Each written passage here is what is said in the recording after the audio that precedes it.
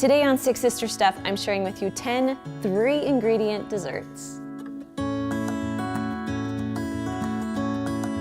So you loved our 3-ingredient dinners so much, I decided to make you 3-ingredient desserts. So if times are tough or you just need a dessert really fast, these desserts are perfect for you. So if you guys are ready, let's get cooking. All right, so the first recipe I'm making is pumpkin cookies. Now I love that you only need 3 ingredients. So you need a spice cake mix, and go ahead and dump the whole thing in. Next, you're gonna take just a can of pumpkin. Again, dump the whole thing in.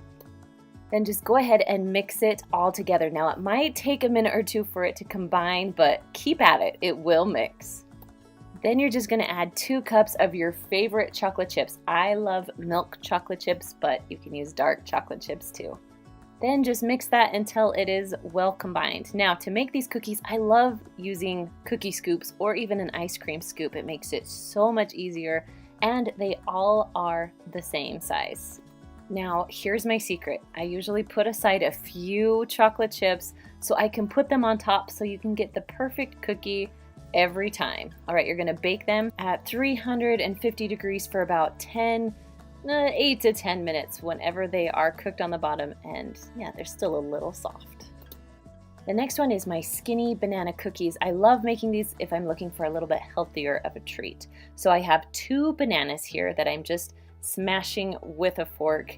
You can use a blender or a beaters too, whatever makes it easiest for you. Now once it is nice and soft, you're going to add 1 cup of old-fashioned oats into the mixture. Then you're going to add about 1/4 cup of semi-sweet chocolate chips or milk chocolate chips, whatever one you choose. Then you're going to mix it well. It's going to take a minute to get everything wet, but just give it some time. Again, I'm using my cookie scoop because I love using it. They're all uniform and they all cook the same. So that's why I love using a cookie scoop. Now you're going to cook this at 350 degrees for about 12 to 15 minutes until they harden up and they are cute little banana cookies. The next one is Rolo pretzel turtle bites. Now I would suggest getting smaller pretzels than I have here because the Rolo did not want to stay in the middle, so smaller pretzels is a must, but they still worked out. So you're going to put a Rolo on each pretzel. Then you're going to cook it in the oven at 350 degrees for about 3 minutes. The Rolos are going to be melty, and all you have to do is put a pecan on top and you are done.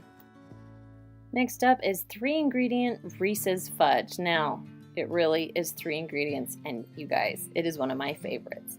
So you're going to take a 9x9 square pan, line it with foil, and then spray it with cooking spray. Then you're going to take your Reese's. I had a very good helper helping me today.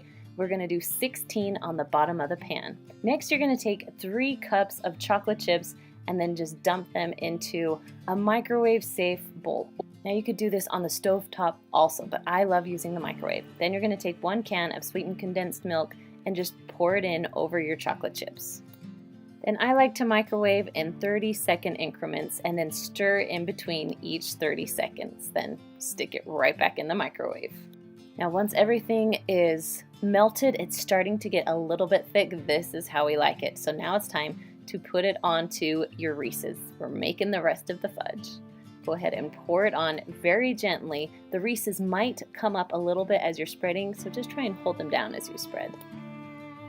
Now it's time for the topping, and of course it needs to be Reese's. So I started out with 22 Reese's. I put 16 on the bottom, and the rest I am just crumbling up and I'm pressing down into the fudge. So when it cools and hardens, the Reese's will be stuck in there.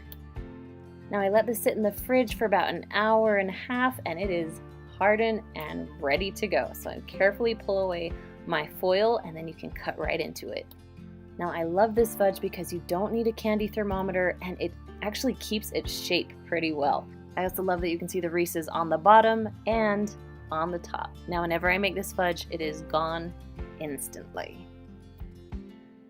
Next up is my luscious lemon cake. Now I love this because you only need 2 ingredients. So we have lemon cream pie filling and then 1 box of angel food cake. That simple. So you're going to dump the whole bag of your angel food cake into a bowl, and then you're going to just add in your lemon filling. Now I would suggest mixing very carefully at first because that cake mix will get all over. Once it's combined a little bit, then start using a whisk and it will make the job a little easier for you. Now I sprayed a 9x13 pan with non-stick cooking spray, and then you're just going to dump in the batter. Spread it around as evenly as you can, but don't worry, it will cook and it will even out pretty well. Now once it is pretty even, you're ready to bake it. You're going to bake it at 350 degrees for 20 minutes, and it really turns out perfect. This is angel food cake with a lemon into it. Oh, it's so good. I like to add a little bit of whipped cream and then some strawberries on top. All together, this thing tastes amazing. Next up is cookies and cream pretzels. Now you can use any pretzels for this. I found some cute little round ones, so I thought I would give those a try. So you're just going to melt some white chocolate. You can use white chocolate chips. You can use whatever you want, but I just did a little bit because I don't need a ton. This is a perfect after-school snack for my kids. So you're going to go ahead and dip your pretzels and then put them on lay out some foil, put them on the foil so they can dry. Then you're just going to add a little bit of crunched Oreos. It just gives it the perfect amount of flavor with the chocolate and the pretzels all together. It's so good. Next up is M&M fudge. This is so simple because, again, only 3 ingredients. Now you're going to be on low medium heat. We're going to add 2 cups of semi-sweet chocolate chips and then just 1 14-ounce can of sweetened condensed milk right on top. Now as this starts to melt, you want to make sure that you keep stirring it because you don't want anything to burn onto the bottom of the stovetop. Now once it's all melted, you're going to go ahead and add 3/4 cup of those little mini baking M&Ms and just mix them just until it's combined, no more than that. Then you're going to take a 9x9 pan, make sure it's covered with foil, spray some non-stick cooking spray on it, then go ahead and spread your fudge all along the bottom of the pan. Then you're going to take the rest of your M&Ms and gently put them on top. Then you're going to press down so as the fudge hardens, the M&Ms will stay in the fudge. Now I like to keep it in the fridge for about an hour or two, let it stiffen up, and then go ahead and remove the foil. Gently cut into it, and then you're going to have perfect fudge pieces. I like these because they stay in their shape. They're not really gooey. They are perfect every time. You don't have to use a candy thermometer. It really is the easiest fudge recipe. The next recipe is banana bread, or kind of like banana cake. So you're going to start with 2 bananas. Overripe, go ahead and smash them up till it's nice and smooth. Then on top of that, you're going to add half of a package of a cake mix. Now, you can double this recipe and use the whole cake mix and add more bananas, but I didn't want a ton of banana bread, so I'm just halving the recipe today. So I use half the package. Then you're just going to add 1 egg and then mix it all together. Those are your 3 ingredients. Now once it's all mixed together and pretty smooth, I mean, you will have a little bit of banana chunks in there, which is, I think, delicious. You're going to go ahead and spray 2 small pans. Then go ahead and trying to even out your cake batter, or I guess your banana cake batter, there we go. So each pan is about filled the same. Next, you're going to preheat your oven to 350 degrees and you're going to cook these for about 30 minutes. Now, if they need to cook a little more, go ahead and do that, but I like them a little bit golden brown and they are super soft in the middle. Up next is my 2-ingredient strawberry fudge. Now, this is super simple because you just need 2 ingredients. You need strawberry frosting and you need white chocolate, about 12 ounces of white chocolate. So you're going to go ahead and dump your frosting into a bowl, and then you're going to add your hardened white chocolate into it also. Now you want to make sure your bowl is microwavable. Then you're going to microwave it in 30-second increments just until everything is melted together. Now go ahead and set your frosting mixture to the side. You're going to get a 9x9 square pan. I lined mine with foil, sprayed a little bit of cooking spray, and then you can dump your strawberry fudge right into it.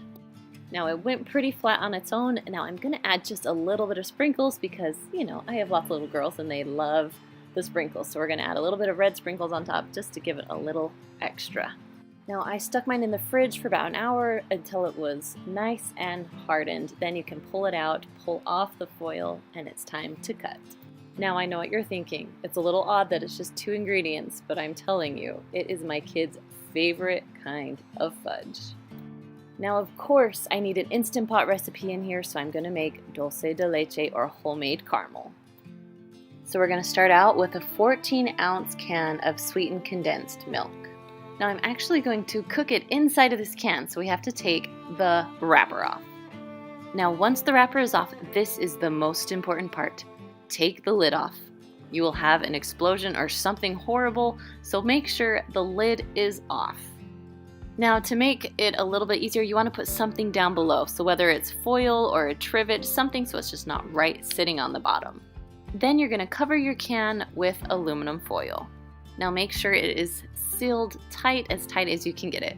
Then you're going to put your can just right on top of your trivet. Next, you're going to fill up your pot until the water is about halfway up the can.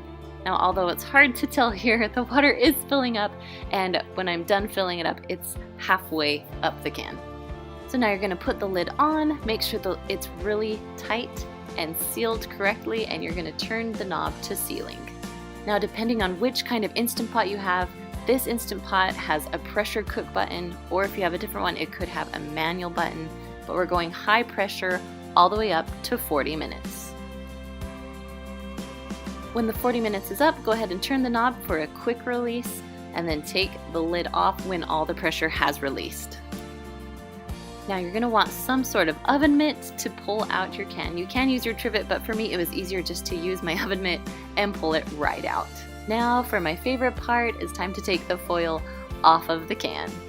Now if I would have known that it was this easy to make dulce de leche, I would have made it many, many years ago. Now the caramel or caramel is a little thick right now. The goal is to get it nice and smooth. So I like to dump mine into a bowl and put about a half a teaspoon of vanilla on top and just start mixing.